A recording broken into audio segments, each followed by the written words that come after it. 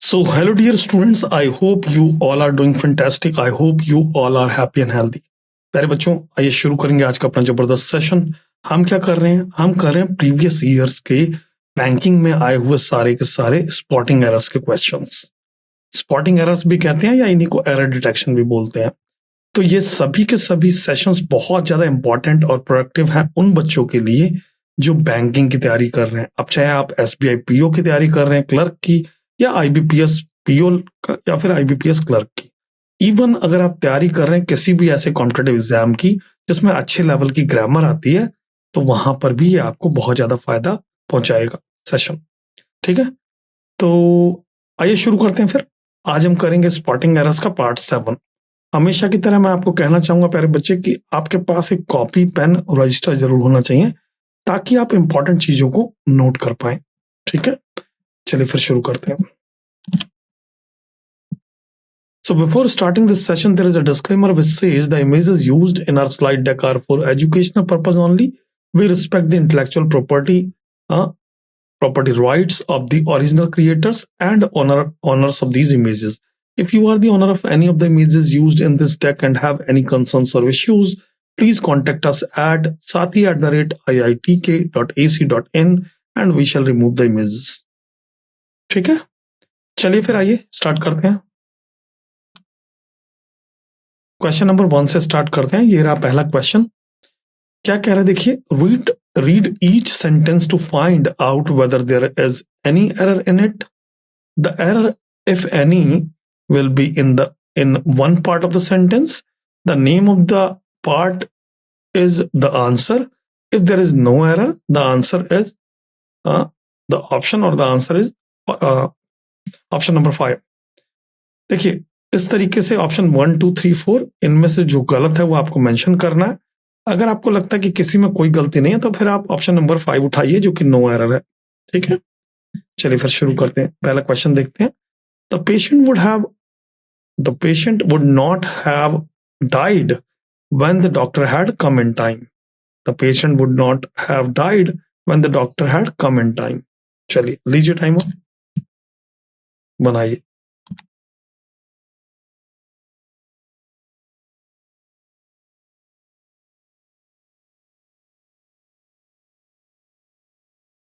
चलिए दोस्तों, समय समाप्त हुआ। आइए देखते हैं।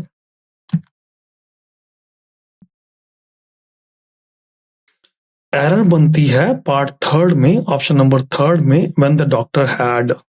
यहां पर एरर बनती है प्यारे बच्चे। सॉल्यूशन देखते हैं। तो यहां पर कह रहा है when should be replaced with if. देखिए, व्हेन और इफ दोनों ही कंजंक्शन होते हैं। व्हेन का इस्तेमाल हम व्हेन एडवर्ब ऑफ टाइम होता है, टाइम के रेफरेंस में हम बताते हैं। लेकिन जो इफ कंजंक्शन है वो हम तब लगाते हैं जब कहीं पर कोई कंडीशनल सिचुएशन हो। कंडीशनल सेंटेंसेस में व्हेन की जगह इफ लगाते हैं। तो ये सेंटेंस इफ लगाकर ठीक होगा। अब देखिए सेंटेंस क्या बनना चाहिए। The correct sentence is the patient would not have died. Patient की मृत्यु ना हुई होती इफ, यहां पर व्हेन नहीं, if the doctor had come in time. अगर डॉक्टर समय पर आता तो पेशेंट की मृत्यु ना हुई होती, ऐसा कहना चाह रहा है। क्लियर है?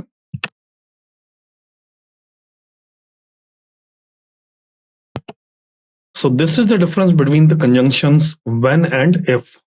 ठीक है, इफ लगाइए जब कंडीशन की बात करनी है, व्हेन लगाइए जब आप टाइम को रेफर कर रहे हैं। क्लियर है सब बच्चों को? चलिए फिर नेक्स्ट सेंटेंस पर चलते हैं। क्वेश्चन नंबर 2 है आपके सामने प्यारे बच्चे। देखिए क्या कह रहा है। As he is a perfectionist so he always insist on regular practice. ठीक है, क्योंकि वो एक परफेक्शनिस्ट है इस कारण वो हमेशा रेगुलर प्रैक्टिस के लिए इंसिस्ट करता है। बोलने में तो बिल्कुल ठीक लग रहा है। आइए देखें, चलिए चेक करिए।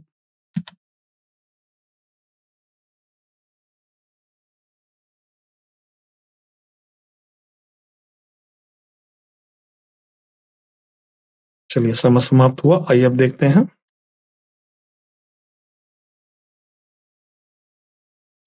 यहां पर एरर बनती है पार्ट थर्ड में, ऑप्शन नंबर थर्ड में। सो ही ऑलवेज इंसिस्ट, यहां पर एरर है प्यारे बच्चे।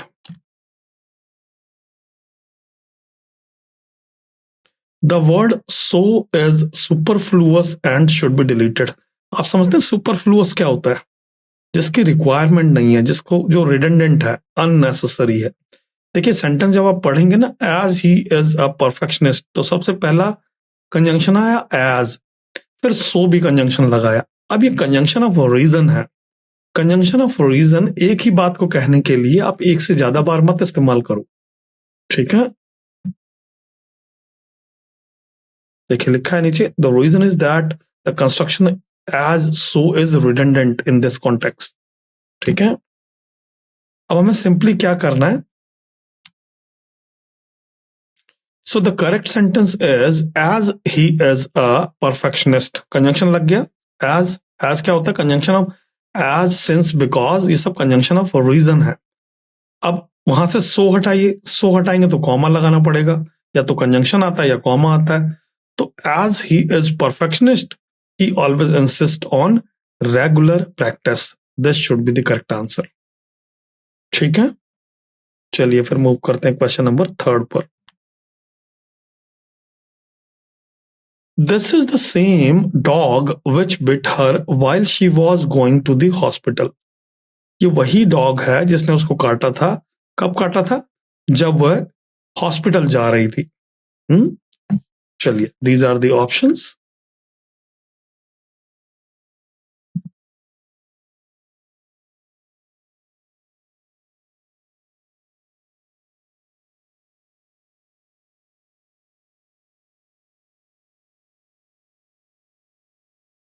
चलिए समय समाप्त हुआ। आइए देखते हैं।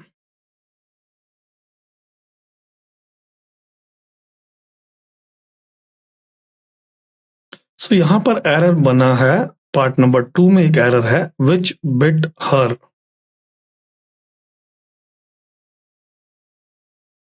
सो the word which should be replaced with that. एक चीज आप नोट कर लीजिए, whenever you find this phrase the same, अगर आपको पहले वाले क्लॉज में द सेम लिखा मिल गया है तो दूसरे वाले में दैट ही आएगा। द सेम का पेयर है दैट, लिख लीजिए, ठीक है? The same plus that.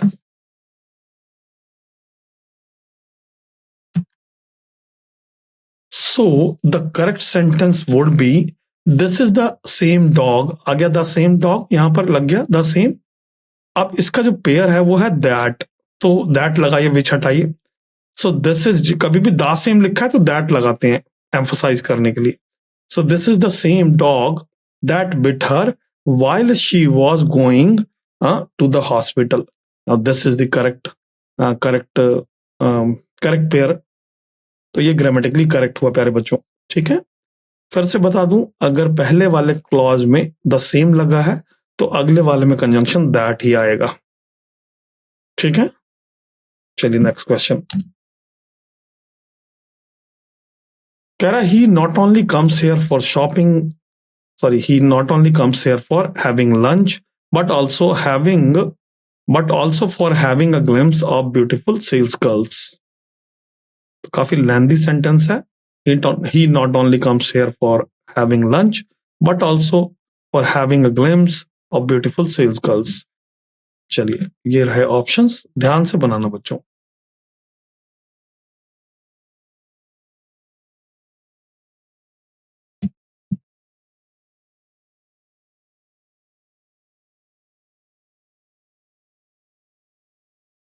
चलिए समय समाप्त हुआ। आइए देखते हैं।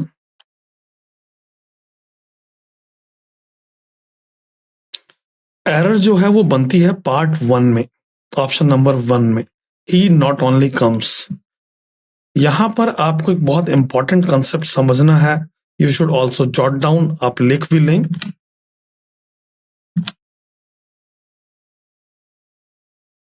देखिए, देखिए जरा एक बार, in case of these pair of conjunctions, In case of these pair of conjunctions, these are either or, neither nor, not only but also. In case of these conjunctions, pair of conjunctions, either का pair क्या है? और, neither का pair, nor, not only का pair but also. Always join similar part of speech. लिखा आपने? अब मैं आपको समझाता हूं. अगर पहले वाले ने नाउन को जोड़ा तो बाद वाला भी नाउन के साथ लगेगा. अगर पहले वाला वर्ब को जोड़ा तो बाद वाला भी वर्ब के साथ लगेगा. पढ़ने में तो ये सब सही लग रहा है, सेंटेंस ये पूरा सही लग रहा है, लेकिन ग्रामेटिकली करेक्ट नहीं है. दिखाऊं कैसे? लो देखिए, फिर आप एक बार समझिए. ये बट ऑल्सो को देखो, इसके बाद क्या लिखा है? फॉर हैविंग, यानी प्रपोजिशन प्लस जिरेंड लिखा हुआ है. ये नॉट ओनली को देखो, इसके बाद तो वर्ब लगी हुई है, लगा है ना कम्स वर्ब. अब ये पेयर गलत हो गया. हमें क्या करना है? ये जो फॉर हैविंग है, इससे पहले लाकर लिखना चाहिए नॉट ओनली. वही है यहां पर कह रहा है, he comes here not only for having lunch.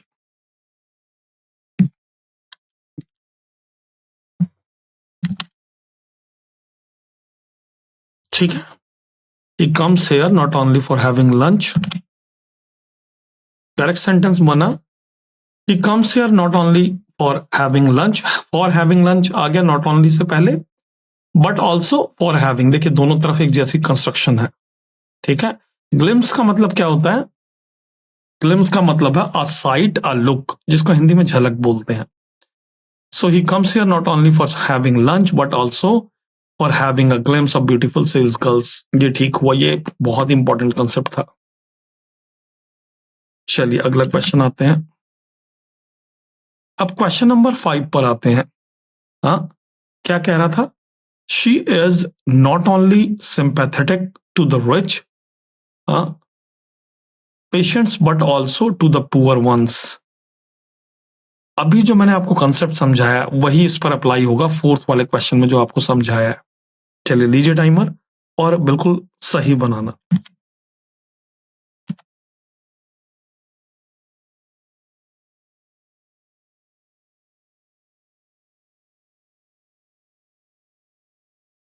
चलिए समय समाप्त हुआ. आइए मैं समझाता हूं.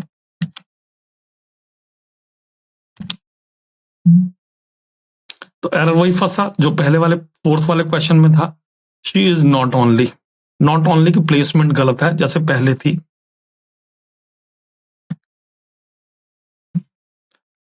The phrase not only should be placed before the word to the rich patients.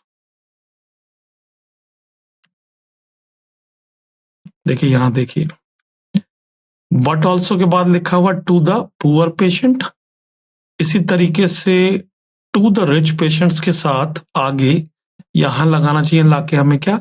Not only. ठीक है, तो कैसे बनेगा आइए देखते हैं.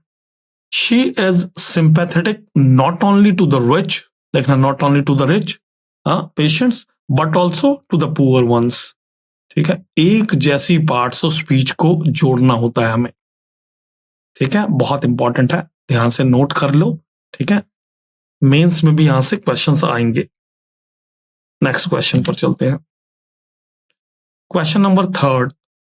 Seldom or ever have I tried my best to help my friends who are in need. तो ये देखिए ऑप्शंस, लीजिए टाइमर.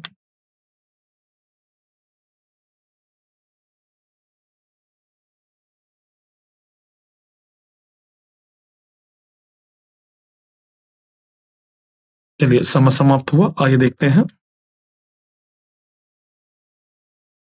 एरर बनती है पार्ट 1 में, ऑप्शन नंबर 1 में सेल्डम और एवर, ये गलत हो जाएगा.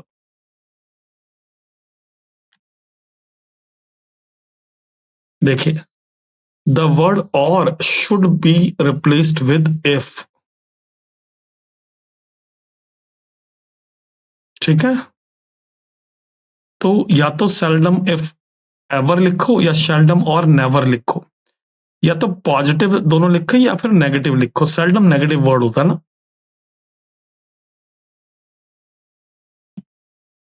सो the correct sentence is seldom if ever.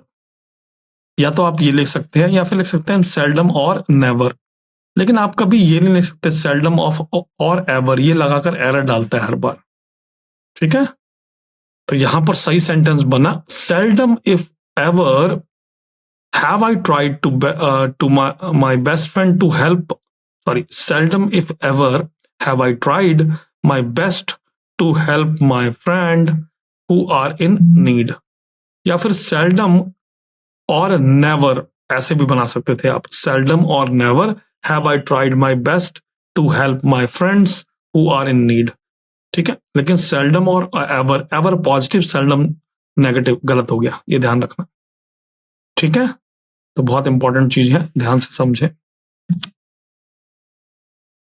Question number 7 को देखते हैं कि कह रहा है he instructed me that I should do all the work as quickly like him. He instructed me that I should do all the work as quickly like him. चलिए बनाइए, लीजिए टाइमर।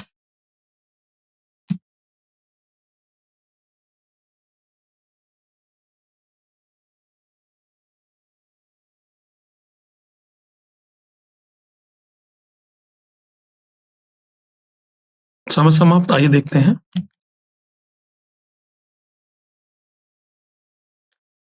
तो यहां पर एरर बनती है पार्ट 4 में, option number 4 में, लाइक हिम, यहां पर एरर है बच्चे।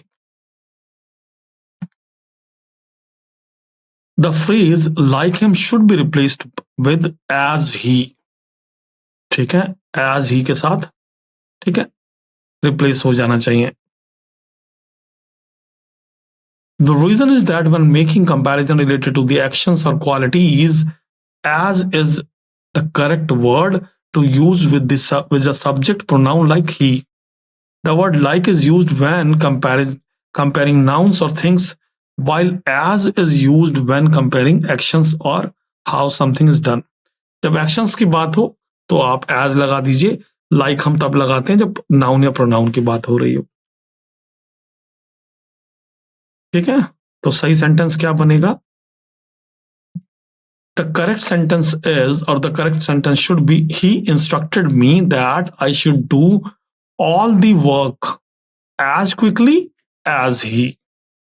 उतनी तेजी से जितनी तेजी से वो कर सकता है। ठीक है, चलिए क्वेश्चन नंबर 8 देखिए। The captain asked the players to go to market and buy some fruits as apples, oranges and bananas। लीजिए टाइमर बनाइए।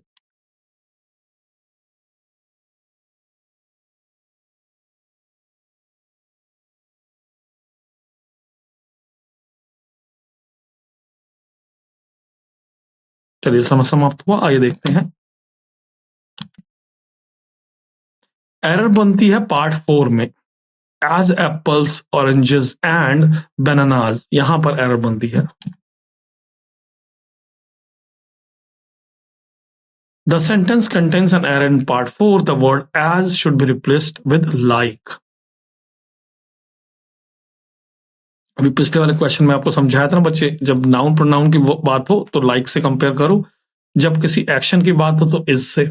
तो एप्पल, ऑरेंज, ये सब क्या है? ठीक है, ये तो नाम है ना, नाउन्स है, तो इसलिए यहां पर गलत हो गया, इसलिए एज की जगह आपको like लगाना चाहिए, वही यहां पर समझाया है इस क्वेश्चन में। तो सही सेंटेंस बने, the correct sentence is the captain asked the players to go to market and buy some fruits like apples, oranges and bananas। ध्यान रखना, like हमेशा नाउन या प्रोनाउन के लिए, as हमेशा as होता है एडवर्ब ऑफ मैनर, as हमेशा एक्शंस के लिए। ठीक है, तो 7 और 8 दोनों ही बहुत इंपॉर्टेंट कंसेप्ट थे, इंपॉर्टेंट क्वेश्चन थे। ठीक है, question number 9। The bank will decide unless Ashok is eligible for a loan based on his monthly salary। The bank will decide unless Ashok is eligible for a loan based on his monthly salary। ये रहे options, ध्यान से बनाइए।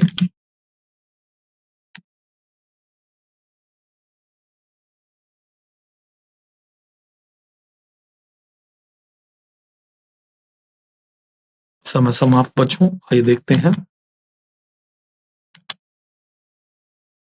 Error बनती है part 2 में, option 2 में, unless Ashok is, यहां पर एरर बनती है। सॉल्यूशन देखिए, the word unless should be replaced with whether. ठीक है, अनलेस और वेदर का फर्क मैं बता देता हूं। अनलेस जो है कंजंक्शन ऑफ कंडीशन है, अनलेस जो है वो कंजंक्शन ऑफ कंडीशन है। ठीक है, आई will not forgive you unless you से सॉरी। ठीक है, कंजंक्शन ऑफ कंडीशन लग गया। ठीक है, जबकि वेदर कंजंक्शन ऑफ अनसर्टेनिटी होता है। ठीक है, इसलिए यहां पर अनसर्टेनिटी है, तो हमें अनलेस की जगह वेदर लगाना चाहिए।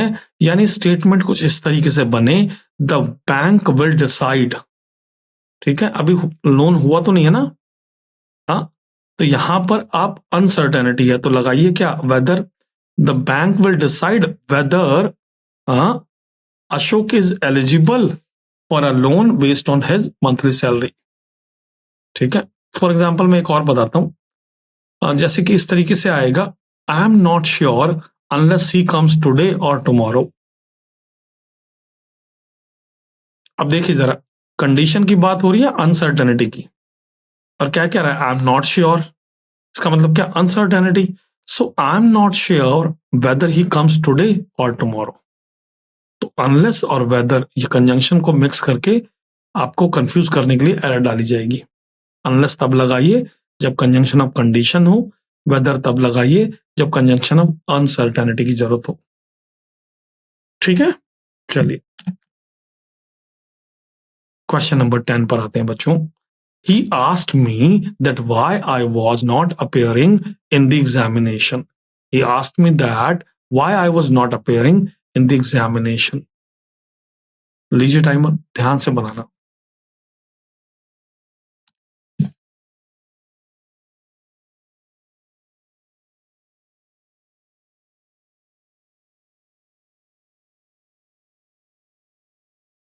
चलिए समय समाप्त, आइए देखते हैं।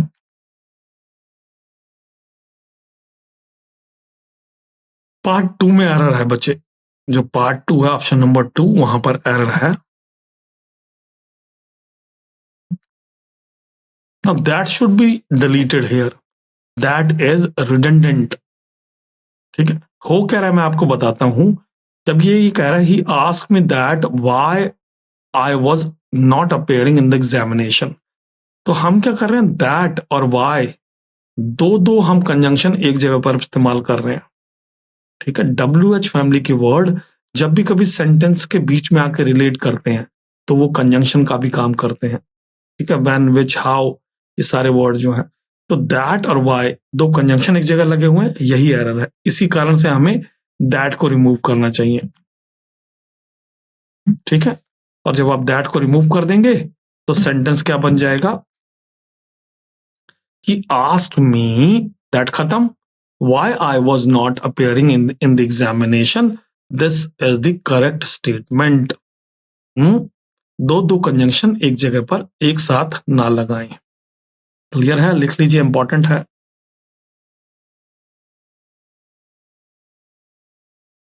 चलिए नेक्स्ट क्वेश्चन देखते हैं। Now question number 11, no sooner did we find out a solution to the problem when another problem cropped up। No sooner did we find out a solution to the problem when another problem cropped up। ध्यान से बनाइए।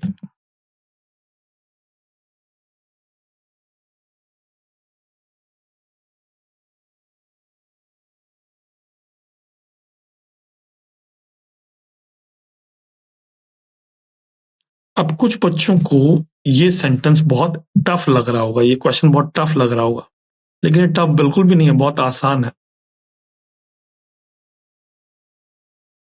Error बनती है part 4 में, option number 4 में, when another problem cropped up. When should be replaced with then. यहां पर समझने वाली बात यह है कि नो सूनर का जो पेयर होता है ना, वो देन होता है। जैसे अभी समझाया था, ईदर के साथ और, नीदर के साथ नॉर, नॉट ओनली के साथ बट ऑल्सो। उसी तरीके से नो सूनर का पेयर होता है THAN देन, और हमने क्या लगाया हुआ है, व्हेन। देखो ना क्या लगा हुआ है वहां पर, व्हेन। तो बहुत आसान है, फ्री के मार्क्स हैं ये। The correct statement should be no sooner did we find out a solution to the problem. फिर आगे आप व्हेन की जगह देन लगाइए और लिख दीजिए another problem cropped up. No sooner का पेयर क्या, देन होता है। ठीक है, लिख लेना सारी चीजें। क्वेश्चन नंबर 12 आपके सामने, क्वेश्चन नंबर 12 है बच्चे। I don't know if any of the members of the society is conspiring against the chairman or not। अभी ये कंसेप्ट मैं आपको समझा चुका हूं, ठीक है। चलिए बनाइए, अभी इस पर 2 क्वेश्चन कर चुके हैं ऑलरेडी हम। लीजिए टाइमर।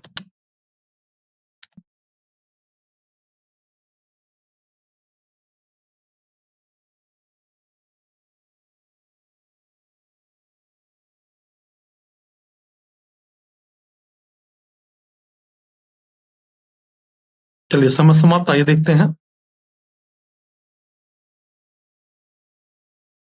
तो एरर बनता है पार्ट 2 में, if any of the members, यहां पर एरर बनता है। If should be replaced with whether. Already मैंने आपको समझा दिया बच्चे अभी पिछले क्वेश्चंस में कि वेदर लगता है जब आपको अनसर्टेनिटी दिखानी हो, और इफ लगता है जब आपको कंडीशन दिखानी हो। For example, if you run fast you will catch the train, if you work hard you will pass. ठीक है, वेदर तब लगता है जब हमें अनसर्टेनिटी हो। देखिए सेंटेंस क्या कह रहा है, आई डोंट नो, इसका मतलब उसके पास कंडीशन की बात नहीं है, अनसर्टेनिटी दिखाना चाह रहा है।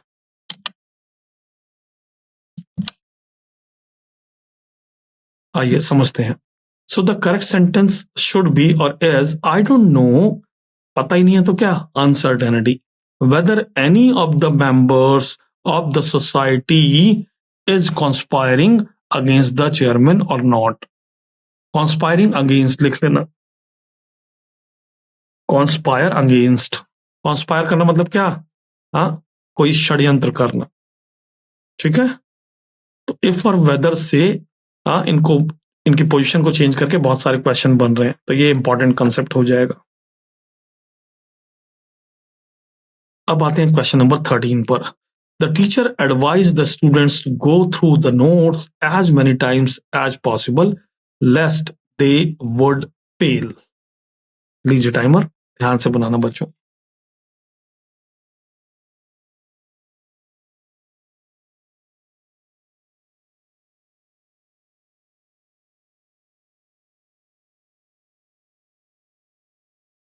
चलिए समय समाप्त। आइए देखते हैं। So there is an error in part 4 lest they would fail. यहां पर एरर बनता है, आइए देखते हैं क्या एरर बनता है। So the word would should be replaced with should. लिख लीजिए, मैं आपको समझा देता हूं। जिस तरीके से पेयर ऑफ कंजंक्शंस मैंने बताए, ईदर के साथ आप और लगाइए, नीदर के साथ नॉर लगाइए, नॉट ओनली के साथ बट ऑल्सो लगाइए, हार्डली के साथ अभी बताया था देन लगा हुआ था, व्हेन लगाइए।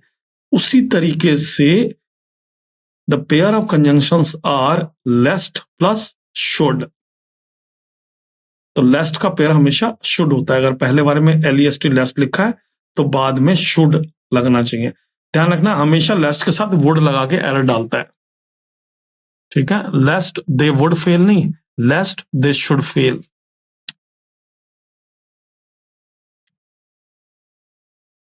So the correct sentence is, the teacher advised the student to go through the notes as many times as possible lest they should fail।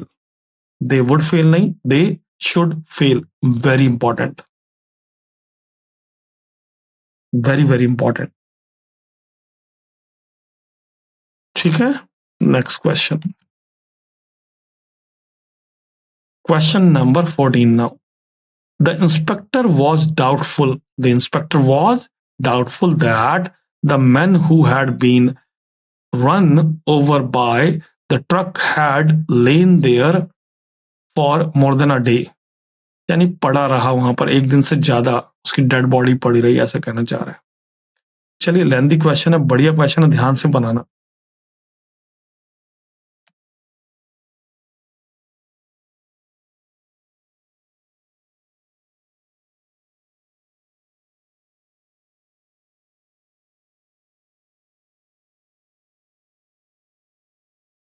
समय समाप्त, आइए देखते हैं।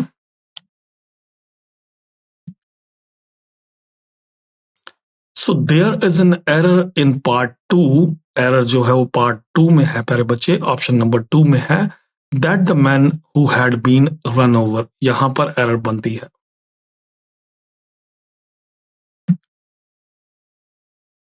The word that should be replaced with whether. Same concept पर कितनी errors डाली हैं, देख रहे हो? बताया ना, वेदर लगा होता है अनसर्टेनिटी के लिए। आदमी कब से पड़ा है रोड पर, इस बात का पता नहीं है, तो दैट क्यों लगाएंगे, है ना? कोई चीज कब से हो रही है पता नहीं है, तो पता नहीं है तो फिर उसके लिए वेदर लगाइए। ठीक है, तो अब तक करीब करीब इस सेशन में ही और पिछले वाले सेशन में मैंने आपको समझाया, जब कंडीशन अनसर्टेनिटी की है तो वहां पर कंजंक्शन वेदर लगाइए। ठीक है, क्योंकि वेदर से हमें अनसर्टेनिटी का पता लगता है। So the correct sentence should be what, the inspector was doubtful. देखो क्या कह रहा है, क्या था, उसको डाउट था, डाउट था तो फिर अनसर्टेन है ना। So the inspector was doubtful whether the man who had been run over by the truck, truck जो उसको कुचल कर चला गया, had lain there for more than 1 day। ठीक है, चलिए क्वेश्चन नंबर 15 आपके सामने। During I was in college I preferred eating out to the simple food in the hostel. तो जब वो कॉलेज में था, during I was in college I preferred eating out to the simple food in the hostel. Simple food खाना prefer करता था hostel में। पढ़ने में ठीक लग रहा है, लेकिन देखिए क्या सही है सेंटेंस। लीजिए अपना टाइमर।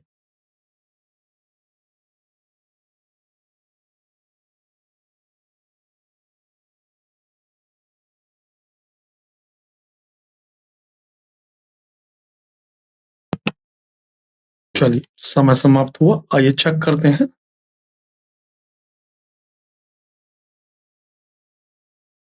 सो यहां पर एक एरर है पार्ट 1 में, पार्ट 1 में ऑप्शन नंबर 1 में, ड्यूरिंग आई वॉज इन।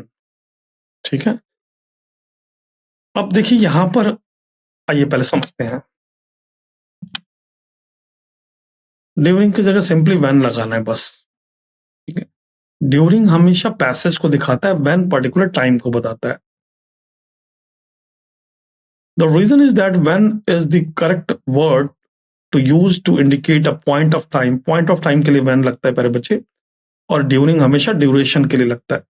तो जब ड्यूरेशन की बात हो तो ड्यूरिंग लगाइए। ठीक है, और जब किसी पॉइंट ऑफ टाइम की बात हो रही है तो व्हेन लगाइए। During is used to refer to an ongoing period of time. Period of time के लिए ड्यूरिंग, पॉइंट ऑफ टाइम के लिए when. Hence, the correct statement should be, when I was in college, I preferred eating out to the simple food in the hostel। ठीक है, जब वो college में था तब। तो ड्यूरिंग और व्हेन में यहां पर अच्छे से फर्क आपको समझाया गया है। अब क्वेश्चन नंबर 16 देखते हैं। तो ये रहा क्वेश्चन नंबर 16 आपके सामने। Because she is intelligent, therefore she secures highest marks in her class. Because she is intelligent, therefore she secures highest marks in her class. अच्छा क्वेश्चन है, ध्यान से बनाइए। लीजिए टाइमर।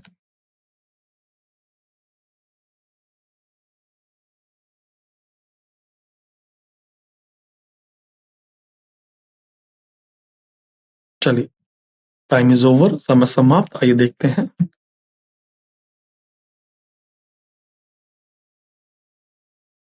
यहां पर जो एरर है वो पार्ट 2 में है, देयरफॉर शी सिक्योर्स। ठीक है, यहां पर एरर है बच्चे।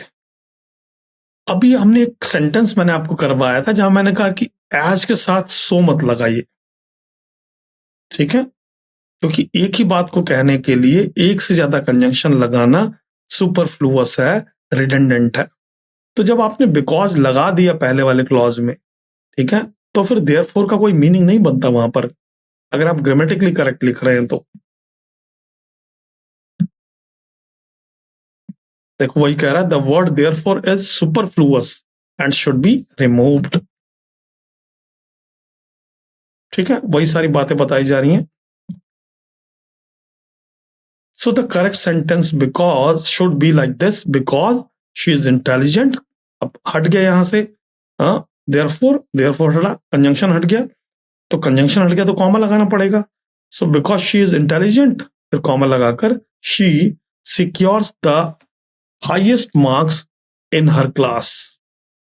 एक ही सेंटेंस में एक से ज्यादा बार अननेसेसरली कंजंक्शन लगाना रिडंडेंट है, सुपरफ्लुअस है।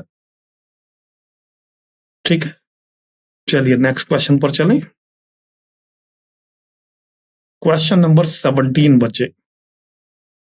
Since the festival of Diwali is approaching, festival of Diwali धीरे धीरे आ रहा है ऐसा कहना चाह रहा है। So my son has bought many fireworks as rockets, crackers etcetera. तो रॉकेट्स खरीदे हैं, क्रैकर्स खरीदे हैं, क्यों? दिवाली धीरे धीरे पास आ रही है। ठीक है, चलिए बनाइए, लीजिए टाइमर।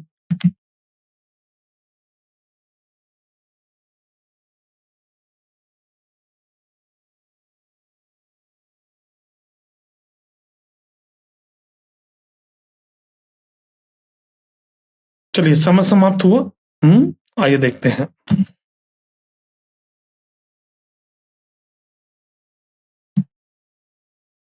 तो यहां पर एरर बनता है बच्चे, पार्ट 4 में। पार्ट 4 में एरर बनता है एज रॉकेट्स, क्रैकर्स एटसेट्रा।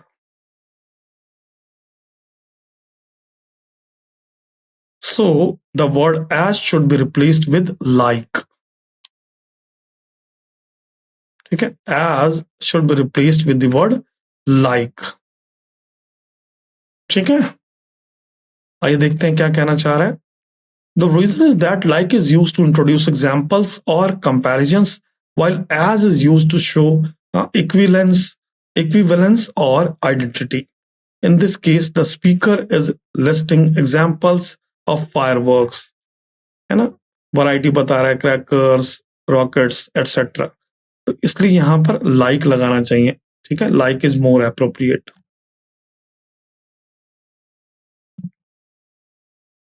तो करेक्ट स्टेटमेंट क्या बने?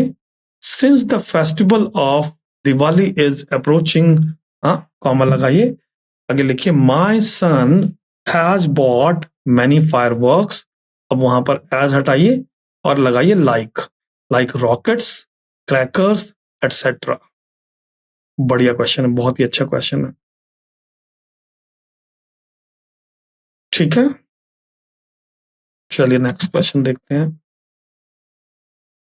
क्वेश्चन नंबर 18 पर आ गए हैं। Most of the founding fathers of our constitution are so reverend. Reverend का मतलब क्या है? Honourable as Ambedkar, if not more. बढ़िया क्वेश्चन है ये भी। चलिए ध्यान से देखिए,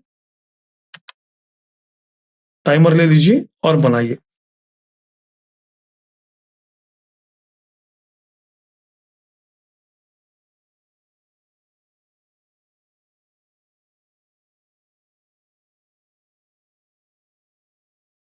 चलिए समय समाप्त हुआ, आइए चेक करते हैं।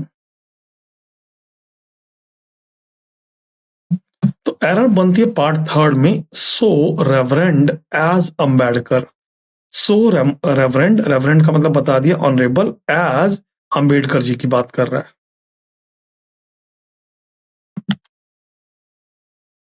The sentence contains an error in part third. The word so should be replaced with as.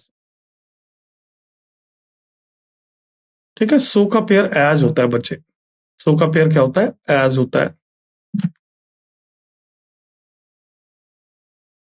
as reverend, as honorable, as. So the correct statement should be what? Most of the founding fathers of our constitution are as reverend, as honorable, as Ambedkar, if not more. This is the correct statement.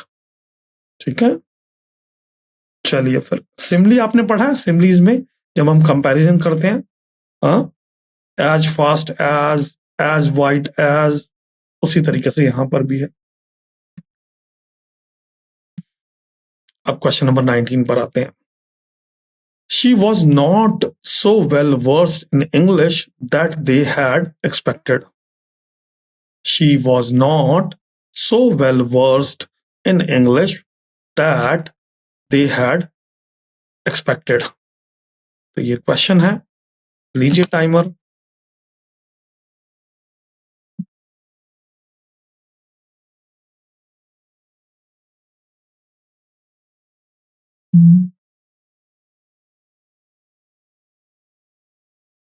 चलिए समय समाप्त हुआ।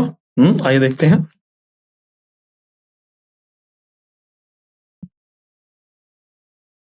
तो जो error आई है part third में आई है, that जो लगा है ना, यही एरर है बच्चे। कंजंक्शन दैट जो लगाया हुआ है। So the word that should be replaced with as. The word that should be replaced with as. क्योंकि सो का जो पेयर होता है वो एज होता है। ठीक है, सो एज और सो दैट दो चीजें होती हैं बच्चे। सो एज और सो दैट। अगर एम्फसाइज करना है तो सो दैट लगाइए। ठीक है, किसी एक चीज पर एम्फसाइज करना है, और अगर कैटेगराइज करना है, क्लासिफाई करना है, तो सो एज लगाइए।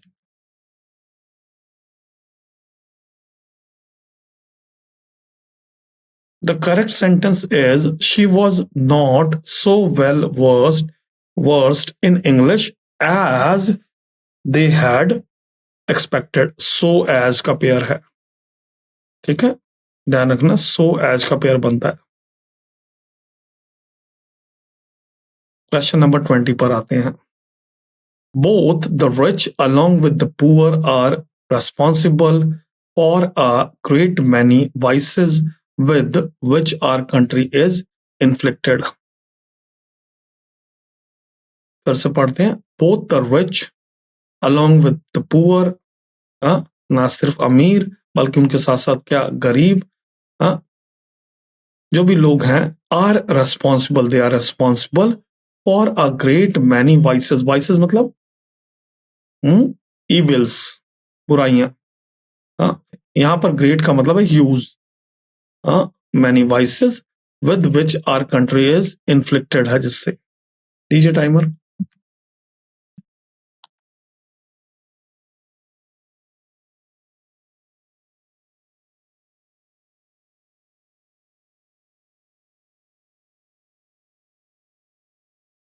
चलिए, तो समय समाप्त हुआ। थोड़ा सा लेंदी क्वेश्चन है, ध्यान से हर एक वर्ड की पार्ट्स ऑफ स्पीच निकालनी पड़ेगी, मैथमेटिक्स करनी पड़ेगी, कहां पर क्या लॉजिक है, क्या रीजन है, इसको समझना पड़ेगा। तो आइए शुरू करते हैं।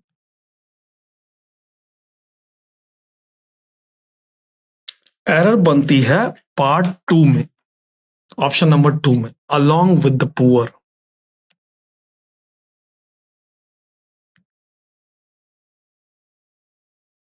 अलोंग विद द के जगह पर यहां पर रिप्लेस होना चाहिए एंड।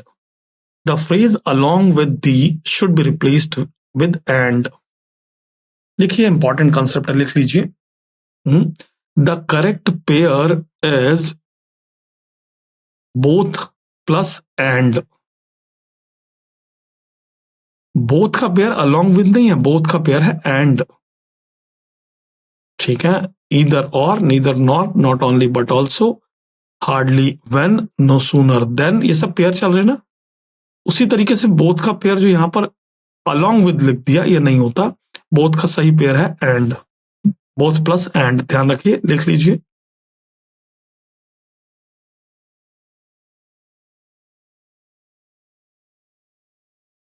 डन बच्चों।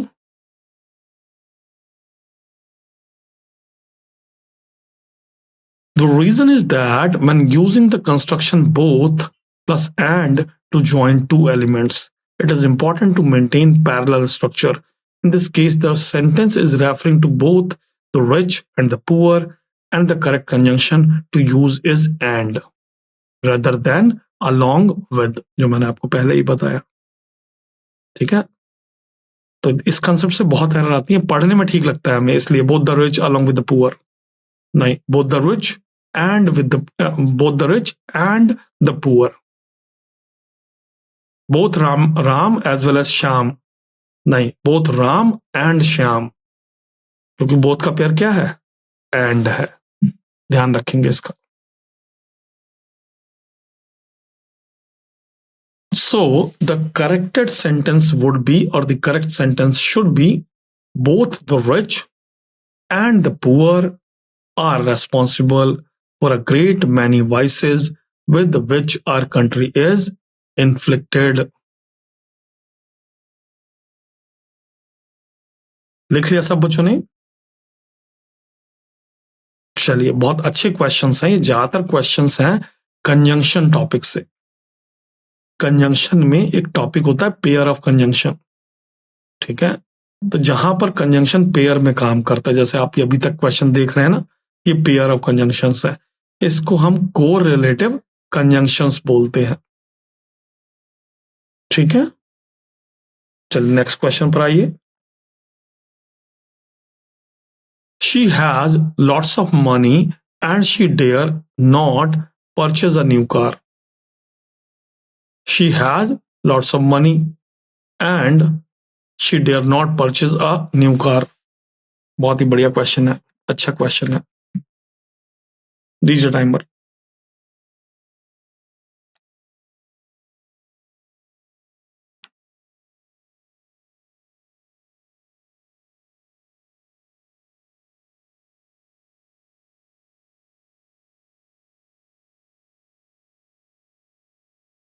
चलिए, आपको 5 सेकंड एक्स्ट्रा दिए मैंने। She has lots of money and she dare not purchase a new car.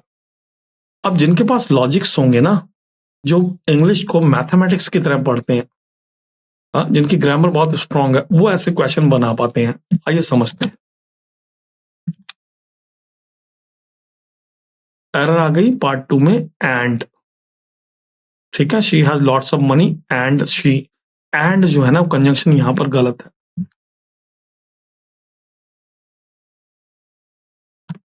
The word and should be replaced with but. Can anybody tell me that क्या reason है, किस कारण से and हटा के but लगाना पड़ा?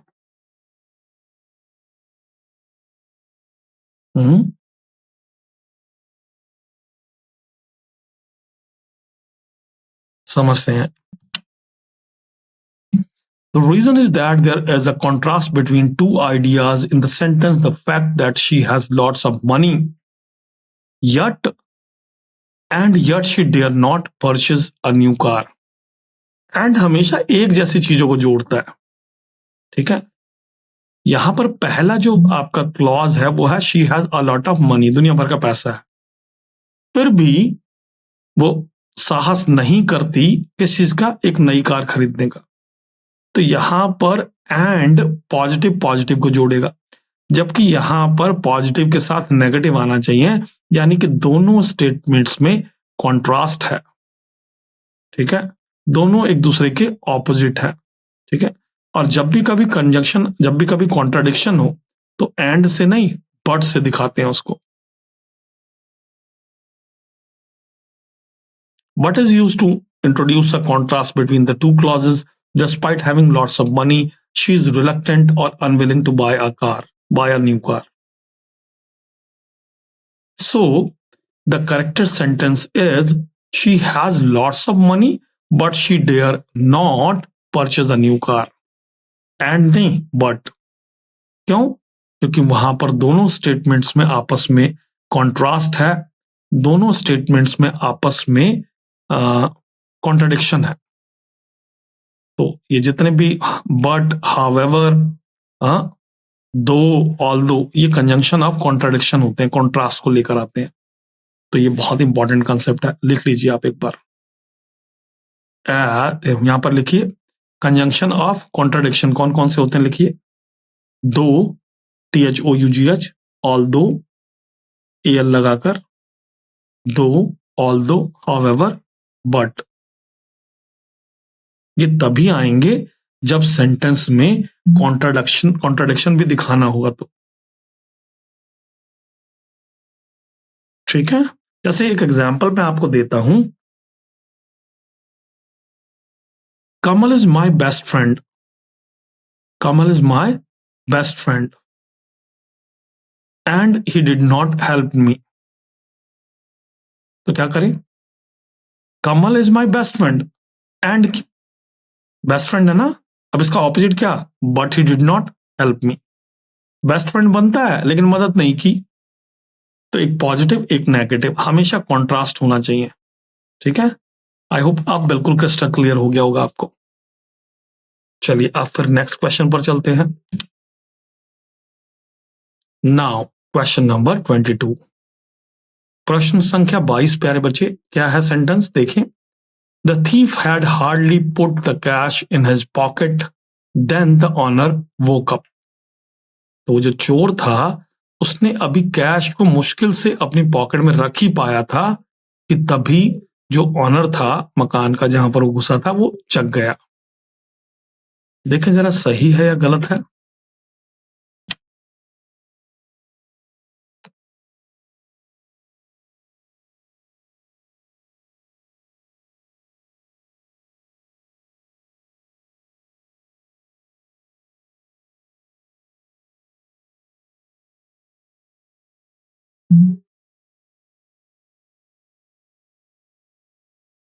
चलिए तो टाइम खत्म हुआ. एक्स्ट्रा टाइम इसलिए आपको दिया ताकि आप इसको बना पाए.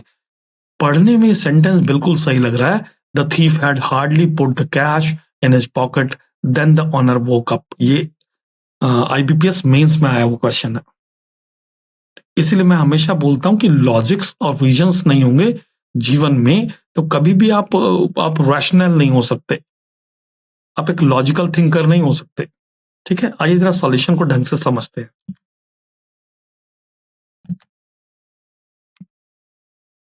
The error is in part 4. Part 4 जो ऑप्शन नंबर 4 है वहां पे एक एरर है. Then the owner woke up.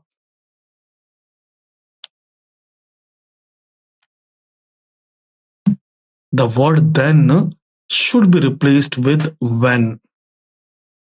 THEN then should be replaced with when. अब इस क्वेश्चन में बड़ी ही चालाकी से क्या किया है, पेयर ऑफ कंजंक्शन को चेंज कर दिया. नो सूनर के साथ THAN then आता है जबकि हार्डली का पेयर when होता है. तो बड़ी ही चालाकी से देखिए, या तो दो ही तरीके की एरर बनती है यहां पर. या तो पेयर जो है ना उनको छेड़ दो, या जहां पर कंजंक्शन नहीं लगना वहां लगा दो, या फिर जो कंजंक्शन जिस चीज को दिखाता है, जैसे एंड दिखाता है एक जैसी चीजों को, बट दिखाता है कॉन्ट्रडिक्शन को, तो उनको हटा दो, किसी की जगह कोई और लगा दो. तो ध्यान से देखें तो पूरे इस जितने भी हमने क्वेश्चन किए हैं उनकी मॉडस ऑपरेंडी, एक वर्ड होता है modus operandi, a particular way of performing something, doing something, committing something. तो वो मॉडस ऑपरेंडी एक ही है. क्या? या तो पेयर ऑफ कंजंक्शन गलत कर दो, है ना, हार्डली बेन है, स्कार्सली, नो सूनर देन है, इनको देखो ज्यादातर हटा दिया उसने, या फिर जो कंजंक्शन लगना है उसकी जगह कोई और लगा दो. ये 2-3 कंसेप्ट से ही सारे के सारे क्वेश्चन बने हैं अगर हम ढंग से देखें तो. बात समझ में आ रही है मेरी? ठीक है,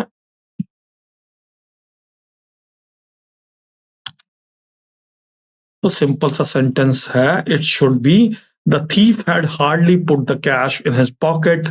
अब हार्डली का पेयर क्या है, देन नहीं, THEN, व्हेन लिख लेना, hardly when. So the thief had hardly put the cash in his pocket when the owner woke up. This is the correct statement. ठीक है। Question number 23rd, I cannot permit you to leave the class unless the teacher comes and instructs me in the matter. ध्यान से बनाइए, अच्छा question है, थोड़ा सा लेंदी है, लीजिए टाइमर।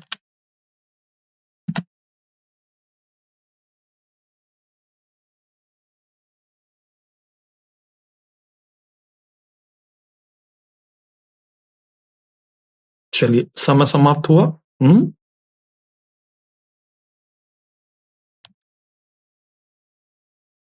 तो यहां पर एरर आ गई पार्ट 3rd में, अनलेस द टीचर कम्स, ये गलत है, दिस इज रॉन्ग।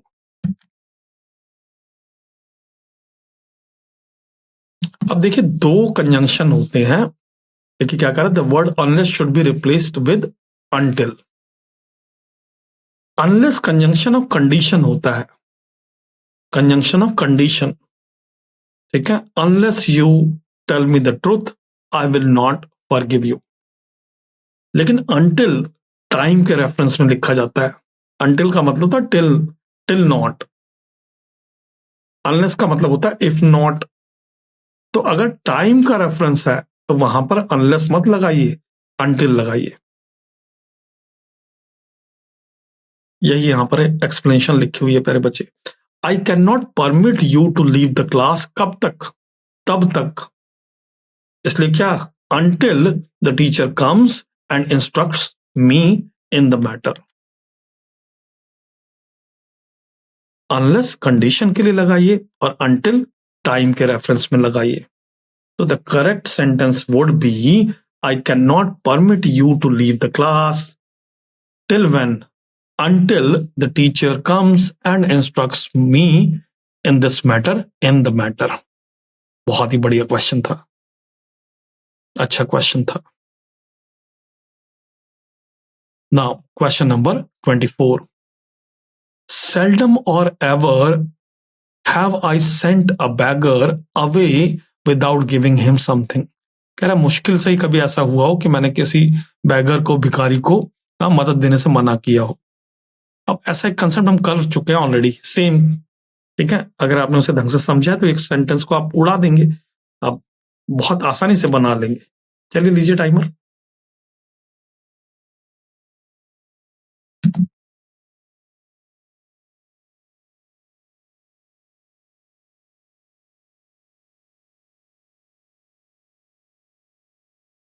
चलिए, समय समाप्त हो गया। आई होप आपने थोड़ा सा एक्स्ट्रा टाइम लिया होगा ताकि आप बना पाए।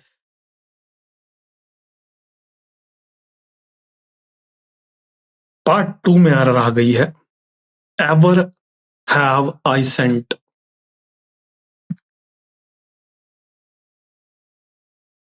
Ever should be replaced with never. प्यारे बच्चे, मैंने पहले भी आपको बता दिया है कि सेल्डम एक नेगेटिव वर्ड है, एवर एक पॉजिटिव वर्ड है। तो सेल्डम का पेयर एवर नहीं हो सकता, या तो सेल्डम इफ एवर लिखा जाता है या फिर सेल्डम और नेवर लिखा जाता है। ठीक है, तो सेल्डम और नेवर का पेयर बनता है, यहां पर दोनों नेगेटिव होते हैं। ठीक है,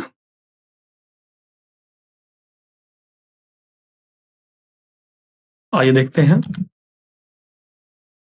तो सही सेंटेंस बने सेल्डम और नेवर, या फिर आपको जैसे क्वेश्चन में बताया था ना मैंने, सेल्डम इफ एवर। या तो सेल्डम और नेवर लिखो या सेल्डम इफ एवर। कभी भी सेल्डम और एवर नहीं लिखना, एक पॉजिटिव एक नेगेटिव नहीं। तो seldom or never have I, sorry, seldom or never have I ever sent a beggar away without giving him something. बहुत ही बढ़िया क्वेश्चन था, अच्छा क्वेश्चन था।